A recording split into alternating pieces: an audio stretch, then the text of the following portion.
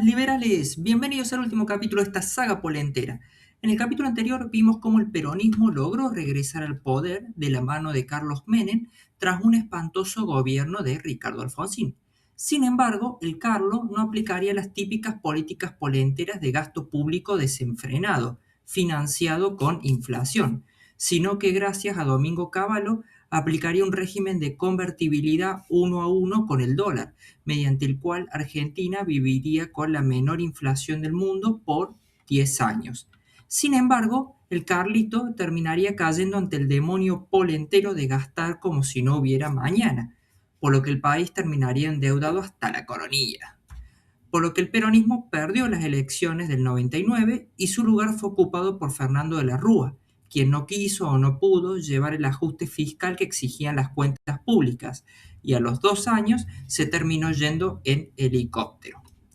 Su lugar fue ocupado por el peroncho Eduardo Duhalde, quien sí llevó a cabo el ajuste fiscal exigido, y en 2003 se llama a elecciones y llega a la presidencia el polentero supremo, Néstor Kirchner, quien con su esposa y posterior presidenta, Cristina Kirchner, llevaron a cabo un gasto público descomunal financiado con estatizaciones, impuestos altísimos y emisión monetaria. Así que el día de hoy veamos cómo termina esta historia, pero abrochémonos los cinturones para que no nos multe la policía caminera de Córdoba y viajemos en el tiempo.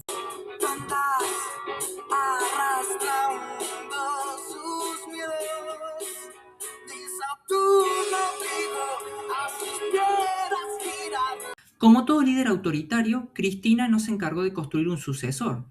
Para las elecciones de 2015 se puso de moda la palabra cambio, ya que la gente se había agotado del avance sobre las instituciones y la propiedad privada que significó el kirchnerismo. Como Cristina era ladrona, pero no tonta, decidió presentar un candidato que pudiera disimular los aires de cambio solicitados por la sociedad. Su elegido fue el títere de Daniel Scioli, quien era el gobernador de la provincia de Buenos Aires y que era categorizado como un peronista de derecha. Sin embargo, las tensiones dentro del peronismo estaban a flor de piel, por lo que el partido terminó quebrando y presentándose otro candidato más como un desprendimiento del peronismo. Con ustedes el panqueque por excelencia, Sergio Tomás Massa, quien se presentó con un discurso anti-kirchnerista, a pesar de que venía de allí, y obviamente que después volvería arrastrándose a ese partido, pero no nos adelantemos. Esta fractura del kirchnerismo terminó beneficiando a la oposición que estaba encabezada por Mauricio Macri, un político de centro derecha que había sido 2 veces jefe de gobierno de la ciudad de Buenos Aires y hacía mucho que tenía aspiraciones presidenciales. Para esta elección, Macri logró unir a los partidos de derecha y a los radicales bajo el partido de Juntos por el Cambio. De esta manera llegamos a las elecciones de 2015, donde Macri logró ganarle al partido de Cristina, llamado ahora Frente para la Victoria, en segunda vuelta por apenas un punto de diferencia. Cristina, que tenía la filosofía de que no existe lo que no se ve, no fue a entregarle el bastón presidencial a Macri, pero igualmente no le afectó tanto a Maléfica perder estas elecciones, ya que durante tantos años en el poder había logrado llenar todos los aparatos del Estado con sus partidarios, es decir, legisladores, empleados públicos, jueces y fiscales, por lo que tenía mucho poder de fuego para molestar al nuevo gobierno. ¡Volveré, Pimpollo! Y así, tras 12 años en el poder, el peronismo volvía a perder las elecciones. ¿Pero esto significó su fin? Para nada. El gobierno de Macri fue pésimo por muchas razones. La primera de ellas, no arreglar la economía. Macri había prometido como principal eslogan de campaña que iba a resolver los problemas económicos del país ordenando las cuentas públicas, bajando la pobreza y la inflación, pero no cumplió con ninguna de estas tres cosas. Cuando asumió en el 2015, la inflación y el déficit fiscal que había dejado el kirchnerismo eran muy altos, a la vez que existía un complejo control de cambios que generaba trabas al libre comercio, aislamiento internacional y mercados informales. Ante esto, el gobierno optó por el llamado gradualismo, un ajuste a cuentagotas del gasto público, pero que para las empresas nacionales significó continuar teniendo elevados costos fiscales y laborales. Sin embargo, inmediatamente ocurrió una terrible sequía que impidió el pago de las obligaciones externas. Cuando Macri se dio cuenta de que su pequeño ajuste no estaba funcionando, terminó acudiendo al Fondo Monetario Internacional para pedir un megapréstamo que le permitiera ganar más tiempo en el ordenamiento de las cuentas. La segunda razón fue la mala gestión política, ya que Macri, con su mano derecha y jefe de gabinete, Marcos Peña o Piña, apuntó a construir un espacio conservador que terminó excluyendo a los demás miembros de la coalición y cerrándole las puertas a otros partidos con los que podrían haber construido lazos, como los sectores moderados y republicanos del peronismo. La tercera razón fue el mal diagnóstico del contexto internacional. Otra de las grandes promesas de Macri había sido volver al mundo. Es por ello por lo que decidió levantar los controles de cambio sin cubrir antes el exceso de emisión monetaria y pagar así la deuda con los fondos de inversiones que restringían el acceso del país a los mercados internacionales, lo que provocó que subiera el tipo de cambio y la inflación. Tampoco se encargó durante su mandato de hacer competitivas las empresas nacionales, bajando impuestos y costos laborales, sumado a que el mundo comenzó a cerrarse, lo que produjo altas tasas de interés, además de que el precio de las commodities dejó de ser alto, por lo que se restringió la entrada de divisas. ¿Por qué me persigue la desgracia? Así llegamos a las elecciones del 2019, donde Macri había ganado las legislativas de 2017 y ahora intentaba ir por su reelección junto a un peronista moderado y ex-kirchnerista llamado Miguel Ángel Pichetto. Por el lado del peronismo, Cristina no veía la hora de volver al poder, pero como sabía que no medía bien en las encuestas, decidió hacer una jugada brillante. O no tanto, poniendo como cabeza de lista a un polentero supuestamente dialoguista y centristas. Con ustedes, la cabra legendaria Alberto Fernández. Este remisero había sido el jefe de gabinete de Néstor y una persona de su máxima confianza, siendo su fuerte el de actuar como operador en las sombras, cumpliendo todo lo que le pedía su jefe, es decir, anda a arreglar con este, peleate con este, volvete a arreglar. Pero cuando se fue a tomar mates con Lucifer Néstor, comenzó a tener grandes diferencias con Cristina, por lo que terminó ascendiendo a cliente y luego, durante años, se dedicó a despotricar contra ella, llegando a decirte que era la culpable de que se fuera al cielo Nisman y del memorándum con Irán. Sin embargo, como sabemos que el peronismo es un partido de poder y no de ideología, ambos decidieron dejar de lado sus diferencias para capitalizar el desencanto de la sociedad con el pésimo gobierno del gato Macri. Y el peronismo ama tanto, pero tanto el poder, que Alberto logró traer también a la bolsa de gatos al panqueque supremo de Sergio Massa, quien había llegado a decir que Cristina debería estar presa por ladrona. Por lo que este tridente logró conformar una fórmula súper competitiva bajo un nuevo partido llamado Frente de Chorros, digo de todos, que atrajo los votos moderados y de centro. En agosto se dan las elecciones primarias, donde le ganan a Macri por 15 puntos de diferencia, y luego las generales por 8, sin necesidad de que haya una segunda vuelta. Tal vez sea estúpido, pero también es tonto. Y así comienza un nuevo periodo polentero en Argentina, pero creen que esta fórmula conformada con personas con pensamientos tan estatistas, egocéntricos y que se odiaban a muerte podrían conformar un partido político que fuera exitoso en la práctica? Por supuesto que no. La presidencia de Alberto Fernández fue una de las peores de la historia argentina por varias razones. Los principales motivos fueron: la primera es que no apoyó a Cristina en sus causas judiciales. Una de las principales razones por la que Cristina había elegido a Alberto como cabeza de fórmula fue porque éste le había prometido que tenía importantes contactos en la justicia con los que lograría salvarla de ser condenada por corrupción. Por lo que Cristina fue la primera víctima de las mentiras de Alberto, ya que terminó condenada a 6 años de prisión domiciliaria en la conocida como causa Vialidad y aún le espera la sentencia en 2 imputaciones más, que son Cuadernos y el memorándum con Irán. La segunda razón fue la economía. Alberto heredó de Macri una pésima situación económica que ya venía de la segunda presidencia de Cristina y no hizo nada para equilibrar las cuentas públicas. llegando a cerrar con una inflación anual cercana al 300% en 2023 y una pobreza del 40%. La tercera razón es la deuda externa. Otro problema que heredó Alberto fue el pago de la deuda con el FMI tomada por Macri, el cual la cabra estuvo dispuesta a pagar, pero no paró de encontrarse con fuego amigo que truncaron sus negociaciones. La cuarta fue la pandemia del COVID-19. Sin duda, uno de los grandes hitos que destruyó la gestión de Alberto Fernández y su posibilidad de reelección fue la pésima manera en que se gestionó la pandemia del COVID-19, ya que por un lado no se tomaron las medidas preventivas para evitar que llegara la enfermedad al país y posteriormente se tardó mucho tiempo en hacer el acuerdo para conseguir las vacunas, lo que derivó en un confinamiento brutal que terminó siendo el más largo del mundo. Estas medidas obviamente que terminaron de destruir la ya precaria actividad económica del país, provocando la muerte de decenas de personas y, como frutilla del postre, se destaparon varios casos de corrupción que escandalizaron a la sociedad, como el vacunatorio VIP, donde se le dio prioridad a la gente cercana al gobierno para inocularse, y que encima, en el peor momento del aislamiento, la mujer del presidente, Fabiola Yáñez, festejó su cumpleaños con amigos en la quinta presidencial. La quinta razón son las elecciones legislativas del 2021, ya que al poco tiempo de terminada la pandemia del COVID se celebraron las elecciones legislativas, donde el peronismo sufrió una dura derrota que desató una crisis interna en el gobierno y lo dejó al borde del quiebre.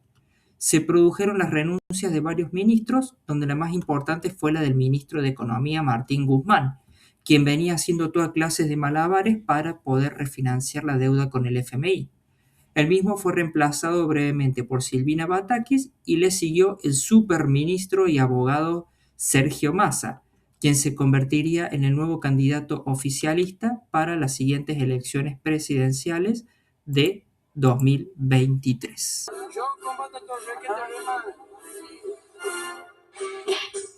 Así llegamos a las elecciones del 2023, donde la población argentina comenzó a pedir por un giro hacia la derecha a toda velocidad. Es por ello que desde Cambiemos, llamada ahora Juntos por el Cambio, se presentaron dos candidatos.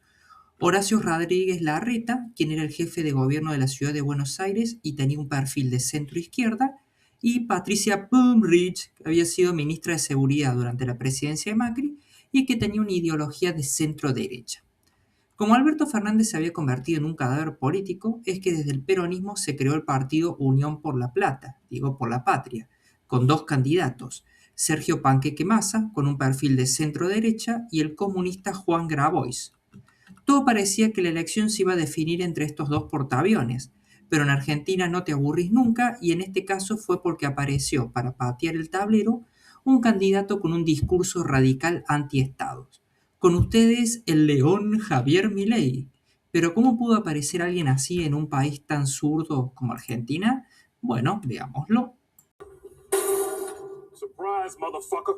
Bueno, para empezar podríamos decir que desde 2015 en Argentina se había constituido una grieta bipartidista de ser peronista o antipolentero, que respondía a una cuestión más cultural que ideológica. Pero en el 2023 la gente se cansó del modelo peronista que proponía el kirchnerismo, que se había convertido básicamente en un populismo sin plata, y tampoco quiso darle una nueva oportunidad al ajuste tibio de Cambiemos. En este contexto es que aparece Javier Milei, con un nuevo partido político liberal llamado La Libertad Avanza y que se dedica a calificar a ambas coaliciones de casta política, pudiendo así capitalizar el enojo y la frustración de la sociedad argentina. Milei era un economista e influencer que se había hecho famoso entre los hablantes hispanos a partir del 2018, gracias a una intensa exposición mediática y a un uso excelente de las redes sociales, que lo convirtió en una celebridad por su estilo confrontativo y apasionado en contra del Estado. Gracias a su excelente habilidad comunicativa, pudo explicarle a la sociedad argentina por qué el modelo kirchnerista y macrista habían sido un fracaso, a lo que sus seguidores le solicitaron que en 2021 diera el salto a la política. Así es como se presentó como candidato a diputado nacional por la ciudad de Buenos Aires e hizo una excelente elección para alguien que no contaba con aparato político ni recursos. Políticamente, Milei se mostró afín a Trump y Bolsonaro, otros outsiders que lograron llegar a las presidencias de sus países, pero que, a diferencia de ellos, el León no contó con un espacio político que lo respaldara con gobernadores, intendentes y legisladores, solo con su fama y popularidad.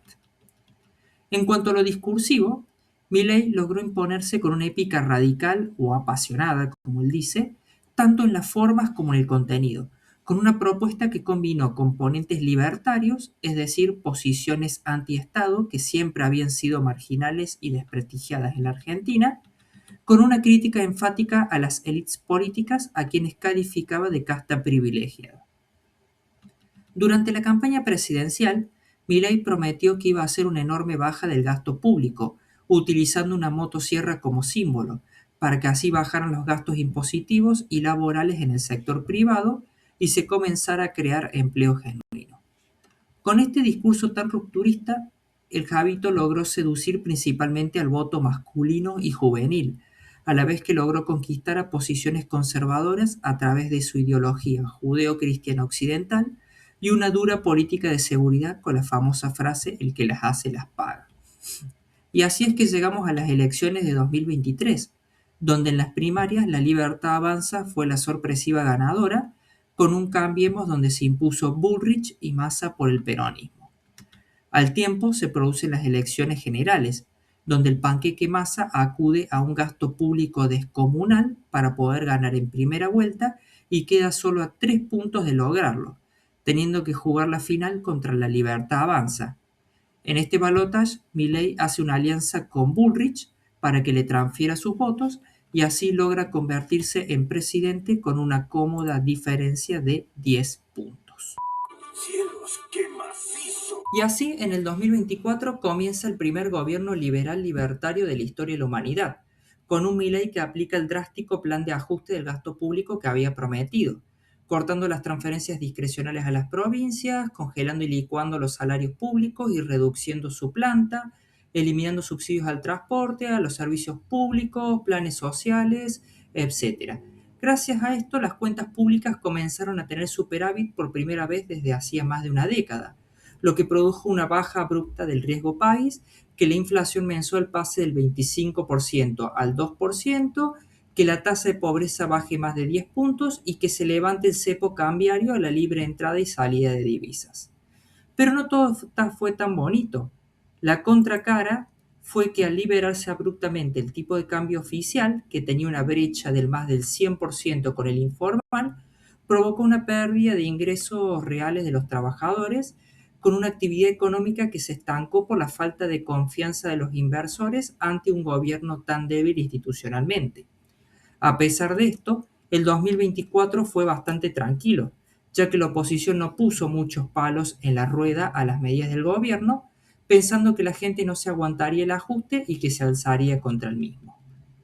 A la vez que el gobierno, a diferencia de Macri, desde el primer día le explicó a la sociedad la difícil situación económica que habían heredado de la gestión anterior y las drásticas medidas de shock que iban a tener que tomarse para solucionarlo, con la famosa frase "no hay plata", y también se dedicaron a mostrar la innumerable cantidad de casos de corrupción purulentos que se fueron encontrando en los distintos ministerios y secretarías. Y lamentablemente tengo que decírselos de nuevo, no hay plata. Pero el 2025 fue el infierno para el oficialismo, ya que el Congreso, absolutamente dominado por el peronismo, viendo que el gobierno no iba a parar con el plan de ajuste del gasto público y que hasta incluso este era popular para la sociedad, comenzó a aprobar una gran cantidad de gastos para atentar contra el mismo. A su vez, el propio gobierno cometió una serie de errores no forzados que cayeron muy mal en la opinión pública, como promocionar una criptomoneda falsa llamada Libra y poner como candidato a diputado para las elecciones legislativas a José Luis Esper, un hombre acusado de ser cómplice del narcotráfico. Pero el kirchnerismo jugó muy mal estratégicamente a nivel nacional, ya que decidieron desdoblar las elecciones y anticiparlas en la provincia de Buenos Aires, donde lograron arrasar, pero sí quedaron sin recursos para las legislativas, en las que propusieron a los mismos candidatos de siempre, los cuales no presentaron ninguna propuesta clara ni atractiva para seducir a los votantes. pero le dieron al pie al oficialismo para jugar nuevamente la carta de ser los anticasta. Y así llegamos a las elecciones del 2025, donde el gobierno logró ganar al kirchnerismo 41 a 25, sumando la tercera derrota consecutiva de los polenteros a nivel nacional. Pero ¿cómo se explica este resultado? Se estarán preguntando. Es decir, ¿cómo pudo ganar un gobierno que no respetó el manual de aumentar el gasto público en época electoral?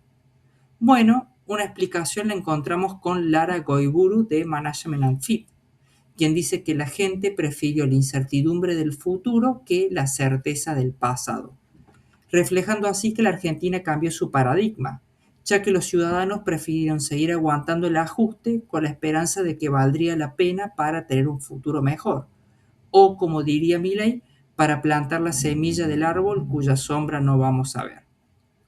En su discurso triunfal, el León celebró la cantidad de diputados y senadores que había ganado, con los que va a poder mantener los vetos a las leyes del Congreso que atenten contra el equilibrio fiscal. Pero también hubo una novedad. En vez de dejarse llevar por la euforia de la victoria, como hizo siempre, prometió que va a tratar de buscar acuerdos con los demás partidos políticos que sean racionales en sus propuestas. ¿Qué representa mi ley para vos? ¿Miedo o esperanza? Esperanza, miedo para los kirchneristas que no saben lo que es una pala y ponerse a trabajar. Yo siendo joven con más trabajo estoy feliz y la sufro, pero bueno, vivo, a diferencia de los otros que están acostumbrados a tener un plan. Y así llegamos al 2026, donde el peronismo se encuentra más dividido y sin ideas innovadoras que nunca.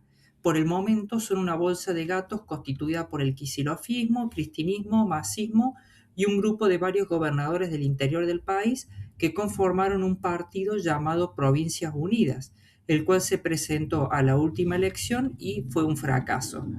Por lo que ideológicamente el peronismo se encuentra muy girado a la izquierda y no muestran, por lo menos en el corto plazo, voluntad de que quieran ir hacia la derecha, como pide la sociedad. Esperemos que sigan así. Entonces se estarán preguntando, ¿el peronismo se terminará de hundir como el Titanic o podrá adaptarse pragmáticamente a los nuevos aires de cambio como hizo siempre? Bueno, eso solo lo va a decir el tiempo. Aquí estaré para informarlo. Del fracaso se aprende, del éxito no mucho. Bueno, almas liberales, llegamos al final de la saga polentera. Por lo que pudimos ver, no cabe duda de que Perón, para mal, es una de las figuras más influyentes de la historia argentina, con un legado que sigue vivo hasta hoy. Ahora seguramente se estarán preguntando cómo es que hizo para trascender hasta la actualidad, siendo un partido político que mueve a millones de seguidores por todo el país. Y la respuesta me parece muy simple. El peronismo no es un partido ideológico, sino de poder, ya que los polenteros siempre fueron hábiles para capitalizar el enojo de la sociedad mediante eslogans baratos y vacíos tales como igualdad, inclusión, empleo, fábricas y salarios. Pero una vez que llegaban al poder, satisfacían por un corto periodo de tiempo las demandas sociales a través de un gasto público descomunal que provocaba que todo terminara estallando por los aires. Obviamente que también desde el lado de la oposición siempre colaboraron para que el peronismo pudiera regresar a arruinarnos la vida, porque cuando por fin lograban ganarle a los polenteros en las elecciones, la nueva gestión no quería pagar el costo político que implicaba hacer un ajuste de las cuentas públicas y terminaban haciendo el mismo populismo barato que los polenteros, lo que los llevaba al fracaso y le dejaban la alfombra roja a los profesionales del populismo para que pudieran regresar con todos los laureles a arruinarnos la vida nuevamente. Sin embargo, parece que por primera vez ha nacido en Argentina un nuevo paradigma político y económico, que incluso se está exportando al resto del mundo, ya que el nuevo presidente, Javier Milei, decidió aplicar, ni bien asumió en el 2023, un ajuste de shock a las cuentas públicas, para así poder bajar los costos del sector privado y hacerlo más competitivo ante el mundo con una economía más abierta. Para terminar esta saga polentera, me gustaría hacerlo contando una historia que le escuché decir al prócer del liberalismo Alberto Venegas Lynch hijo, la cual involucra a Borges, quien ya ciego se encontraba un día en Nueva York a punto de cruzar una avenida, a lo que se le acercó un hombre y le dijo: «Señor Borges, qué honor. Si me lo permite, puedo ayudarlo a cruzar la calle, si es que no le molesta que sea peronista. A lo que Borges le contestó: no se preocupe, señor, yo también soy ciego. Ha nacido un nuevo Dios, Javier Milei. Bueno, almas liberales, espero que les haya gustado el vídeo. Por favor, dejen su like para que pueda seguir creciendo. Si les interesa, les dejo estos muñecos para el Mundial de calidad alemana a precio chino. Entregamos en Peronistán, Polentinia o en el Estrecho de Hormuz las 24 horas. Así que, sin más... You're fired.